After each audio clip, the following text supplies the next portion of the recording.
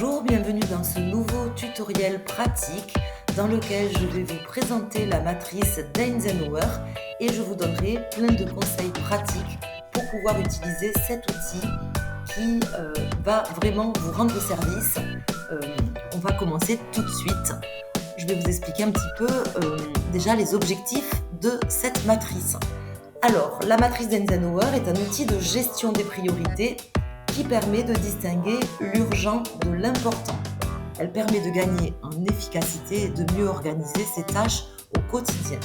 Donc c'est vraiment le principal objectif de cette matrice, de bien s'organiser, de ne pas perdre de temps avec des tâches inutiles, puisqu'on sait que 80% de notre temps est mangé par 20% de nos tâches. C'est donc la loi de Pareto qui s'applique ici. Son inventeur, alors qui n'a pas inventé la matrice à proprement parler, mais qui est à l'origine de l'invention de cette matrice, c'est donc le 34e président des États-Unis, Dwight David Eisenhower, qui était un militaire et un homme d'État américain membre du Parti républicain et qui a fait 2 mandats en tant que président des États-Unis. Je vais vous inviter à regarder un petit peu sa biographie que je mettrai en barre d'infos. Dwight David Eisenhower a dit quelque chose. Il a dit que ce qui est important est rarement urgent et ce qui est urgent rarement important. Donc c'est à partir de cette phrase, de cette différence entre urgence et importance qu'est née la matrice Eisenhower, donc qui porte son nom. C'est bien cette distinction qui va permettre de classer les tâches afin de les prioriser et de les planifier. Donc, première étape, distinguer ce qui est urgent et ce qui est important.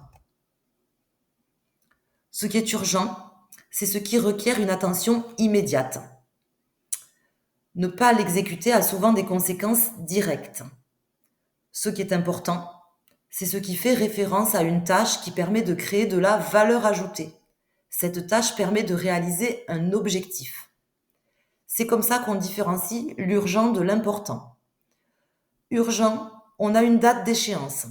Si on ne fait pas quelque chose à un moment donné avec une date d'échéance donnée, il va se passer quelque chose. Il y aura des conséquences.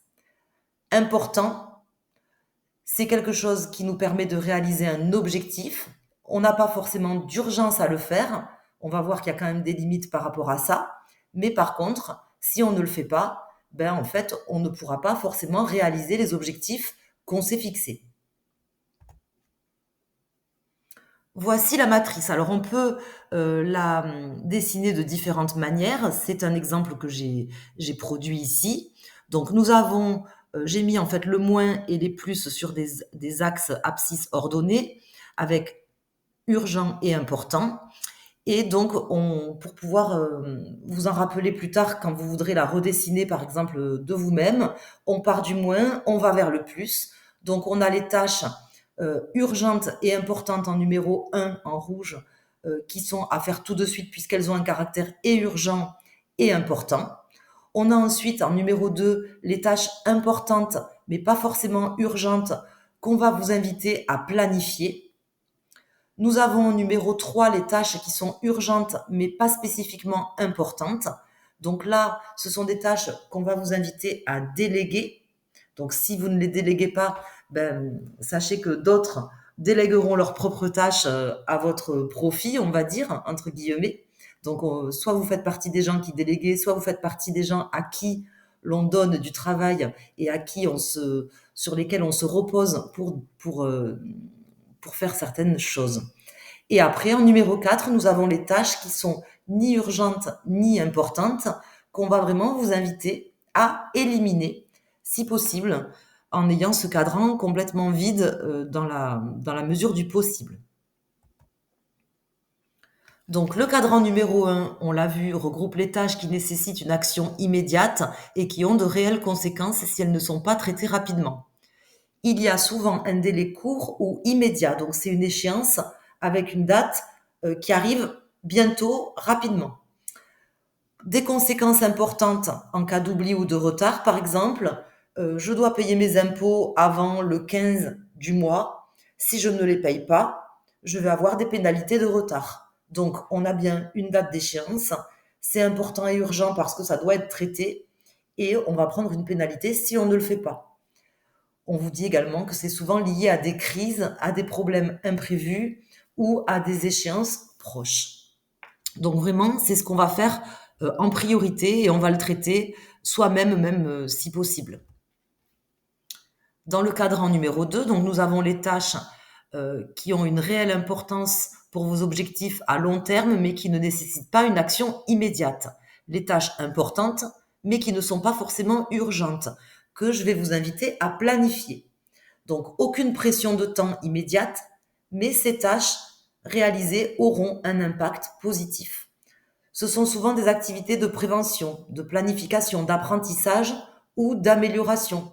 Ça marche pour votre vie personnelle ou votre vie professionnelle.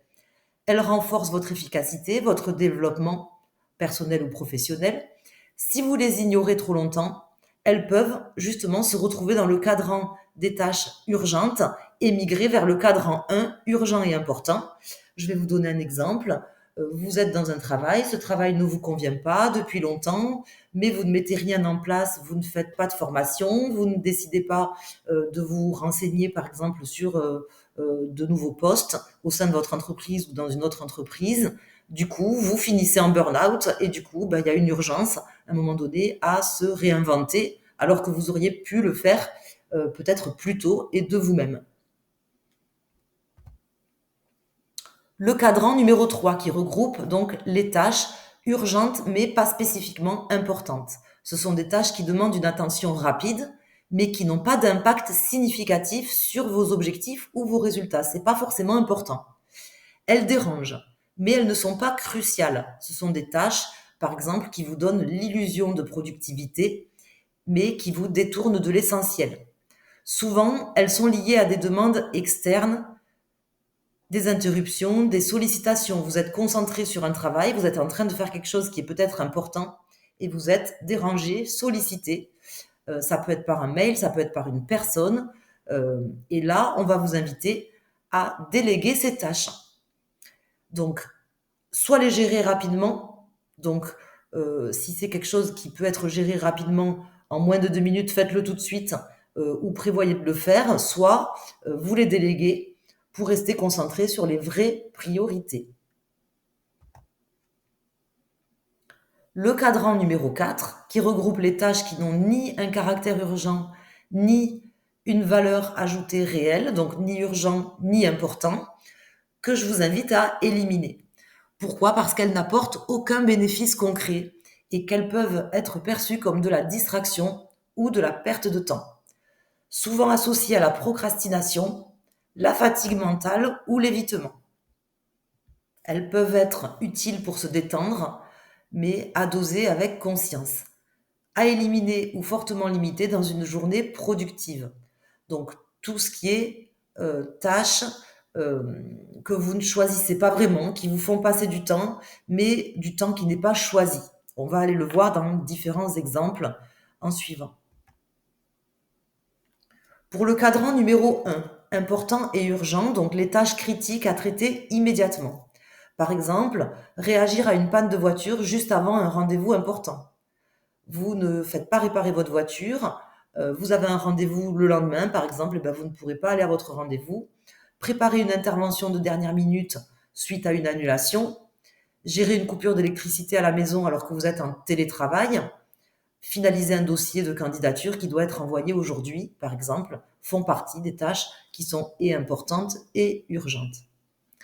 Le cadran numéro 2, des exemples donc pour ce cadran de tâches essentielles à planifier pour du long terme, mais qui ne sont pas urgentes, définir ses objectifs pour les 3 prochains mois et planifier les étapes. On va revenir sur la planification dans un second temps de ce tutoriel pratique. Suivre une formation pour évoluer professionnellement ou se reconvertir.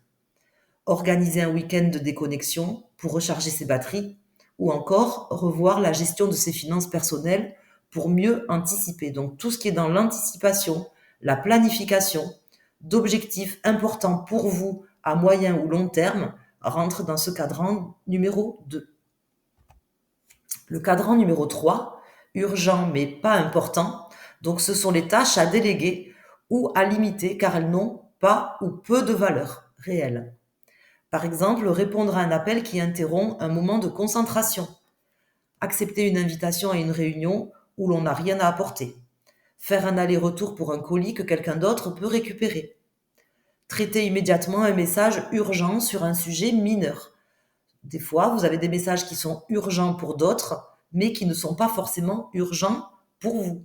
Donc déjà, il faut voir pour qui est-ce que c'est urgent. Ce cadran, ce sont vraiment des tâches qui n'ont pas d'importance, que vous devez apprendre à déléguer. Je ferai un tuto pratique pour vous aider dans l'art de déléguer. Donc c'est un art, ça s'apprend et ça se met en pratique et on peut vraiment être pointu dans l'art de la délégation. Le cadran numéro 4, ni urgent ni important, ce sont toutes les tâches qui vous font perdre du temps sans bénéfice réel. Par exemple, regarder des stories ou des réels sans but précis pendant 30 minutes ou 1 heure ou plus. Réorganiser ses icônes de bureau au lieu de commencer une tâche. Lire des comparatifs en ligne pour un objet à 10 euros pendant 45 minutes. Liker ou commenter machinalement des publications sans vraiment savoir pourquoi en réalité. Tout ça, vous pouvez par exemple décider de passer une demi-heure ou 1 heure à vous détendre si ça fait partie de quelque chose qui est important pour vous, mais ne le subissez pas. Voilà ce que je veux vous dire. Eisenhower a dit une autre chose. Il a dit que les plans ne sont rien, c'est la planification qui compte. J'ai trouvé cette phrase, la première fois que je l'avais entendue, très très puissante. Donc je vous ai mis la traduction en anglais, la traduction originale. Ce qui compte vraiment, c'est l'acte de planifier, car il vous prépare à faire face à l'imprévu, à réfléchir, à anticiper et à prioriser. Le fait de décider de faire une liste de tâches, de se questionner sur l'urgence ou l'importance de ces tâches et de les placer dans la matrice va faire que vous allez pouvoir planifier certaines choses que vous n'auriez peut-être pas, qui seraient restées au stade de projet. C'est là qu'on voit souvent, en tout cas, c'est ce que je pense, ça n'engage que moi, la différence entre les gens qui arrivent à mettre en place des choses dans leur vie et ceux qui n'y arrivent pas, c'est que certains ont des objectifs, ils ont envie de faire des choses, ils ont des plans sur la comète, mais en fait, ils ne planifient pas des étapes pour pouvoir mettre en place leurs objectifs, et d'autres vont décider de planifier certaines choses. Donc forcément, quand on planifie, mathématiquement, on va arriver à mettre en place certaines choses. Même si le plan qu'on s'est fixé dès le début peut changer, la préparation, c'est une force, comme je l'ai indiqué dans ce slide. Mais ce que je veux vous dire, c'est que si on planifie rien, on a beaucoup moins de chance, même si je crois pas beaucoup à la chance, mais on a beaucoup moins de chance que les choses se réalisent. En les planifiant, on va pouvoir éventuellement faire changer le plan, mais arriver à son objectif. Donc ça sera également le sujet d'un autre tutoriel pratique au niveau de la planification. Donc n'hésitez pas à vous abonner à ma chaîne et vous pouvez liker bien évidemment, mais abonnez-vous en activant les notifications si vous voulez être prévenu des nouvelles publications quand je mets des nouveaux tutoriels pratiques en ligne. On va voir maintenant au niveau pratique comment procéder pour pouvoir utiliser cette matrice. Donc moi, ce que je vais vous conseiller dans un premier temps, c'est de lister, d'énumérer toutes les tâches et actions que vous avez à réaliser sans forcément dans un premier temps vous poser des questions précises. Notez les unes derrière les autres sur une liste, une to-do list, les différentes choses que vous avez à faire. Dans un second temps, vous allez vous questionner avant de classer dans la matrice les différentes tâches. Vous allez vous questionner avec 2 types de questions. Premièrement, quel est le degré d'urgence de cette tâche? Soit vous avez une date déterminée qui est déjà donnée, comme par exemple l'exemple de la déclaration d'impôt qu'on doit renvoyer ou les impôts qu'on doit payer avant telle date. Donc là, on a déjà la date, on la connaît, donc on va la noter dans la liste de tâches. Soit on n'a pas encore la date, c'est pas pour ça que c'est pas une tâche avec une date d'échéance. Vous allez vous-même décider une date butoir pour cette tâche. Vous pourrez décaler la date s'il faut, mais en tout cas, mettez une date. Fixez la date s'il y a un degré d'urgence. Deuxième question, quel est le degré d'importance? Donc, pour répondre à cette question, le plus simple, c'est de se demander ce qu'il se passera si vous ne faites pas cette tâche. Qu'est-ce qui va se passer? Si je ne me forme pas, si je ne me renseigne pas sur d'autres postes, ben, qu'est-ce qui va se passer? Je vais rester au poste où je suis et il ne se passera rien jusqu'à ce que je finisse, par exemple, en burn-out, pour reprendre l'exemple de tout à l'heure. Donc, deux questions. Quel est le degré d'urgence? S'il y en a un, je mets une date, je prends la date qui m'est imposée ou je fixe une date. Quel est le degré d'importance?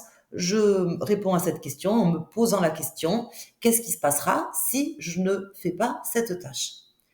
Et la troisième étape de cette procédure, c'est le classement. On va classer, hiérarchiser les tâches selon la matrice, la méthode d'Eisenhower. Donc, en les mettant on va prendre un exemple concret, en les mettant dans la matrice, dans le bon cadran, et puis on mettra à jour cette matrice régulièrement, au fur et à mesure, voire tous les jours, même si ça vous convient. Et puis d'ailleurs, ça soulage quand on barre des tâches ou qu'on efface des tâches de la matrice. Donc, on hiérarchise, on classe les tâches dans la matrice et après on les exécute en tenant compte des priorités et du planning qu'on a fixé. Donc ici, on a une liste de différentes tâches. Je vous laisse en prendre connaissance. Donc des tâches avec des degrés d'urgence cochés en vert ou pas s'il n'y a pas de degré d'urgence, des degrés d'importance et des dates d'échéance, avec certaines tâches qui sont redondantes, par exemple, comme faire 20 minutes de marche quotidiennement ou suivre un MOOC, donc un cours en ligne, par exemple, à raison de un module par semaine. D'accord? Ces tâches, vous pourrez revenir en arrière si vous voulez les classer vous-même et refaire l'exercice pratique. On va donc les mettre dans cette matrice que je vous mettrai à disposition en barre d'infos. Je vous mettrai le lien vers la liste de tâches et vers la matrice. Si vous voulez les télécharger, vous pourrez tout simplement vous en servir. Donc ici, on va classer par exemple dans la catégorie 1, important et urgent, répondre à l'email de Sophie, puisqu'il y a un contrat de partenariat à la clé et puis qu'il faut quand même répondre rapidement si on veut pas que le partenariat ne se fasse pas. Nous avons appelé le fournisseur X parce que la livraison est prévue le 18 juillet, donc du coup, c'est un délai qui est proche. Il y a une date d'échéance rapide, donc on le place parce que c'est important et urgent. Préparer la présentation de la réunion commerciale, puisqu'il y a une date également d'échéance pour cette réunion commerciale et que c'est important, ou sinon on n'aura rien à présenter. Et réserver les billets de train pour Lyon, puisqu'il y avait également une date fixée et que c'est important si on veut pouvoir se déplacer à Lyon. Dans la catégorie urgent mais pas important, donc nous avions aller chercher le colis Vinted à la poste. Pourquoi? Parce que ça, c'est quelque chose qu'on peut aisément déléguer à quelqu'un ou éventuellement on le fait en passant devant, mais on peut également déléguer ce type de tâche à quelqu'un. Dans la catégorie important mais pas urgent, nous avons par exemple suivre le MOOC, le cours en ligne. Nous avons également faire 20 minutes de marche. Nous avons rangé et trié les papiers administratifs puisque c'est important de les ranger pour pouvoir s'y retrouver, mais c'est pas forcément quelque chose qu'on doit faire tout de suite. Il n'y a pas de caractère urgent dans cette tâche. C'est pas pour ça qu'il faut pas le faire. Mettre à jour le fichier de suivi des leads ou encore rédiger les articles de blog tendance.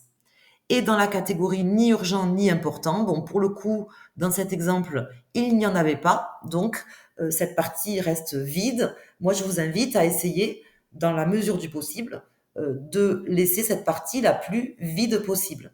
Donc, je vous invite à télécharger par exemple la matrice ou à la reproduire, à lister vos tâches, à faire comme on a dit en fait dans ce tutoriel pratique, c'est-à-dire vous énumérez vos tâches sans vous poser vraiment de questions, en notant tout ce que vous avez à faire. Vous Dans un second temps, vous mettez un caractère urgent ou pas avec une date d'échéance si c'est urgent. Vous vous demandez qu'est-ce qui se passera si vous ne faites pas la tâche. À ce moment-là, vous pourrez dire elle est importante ou elle n'est pas importante.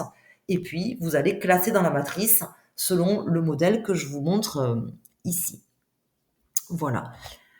Donc, j'arrive maintenant à la fin de cette vidéo. Donc, la matrice d'Eisenhower qui vous aide à mieux gérer votre temps en vous concentrant en réalité sur ce qui compte vraiment pour vous.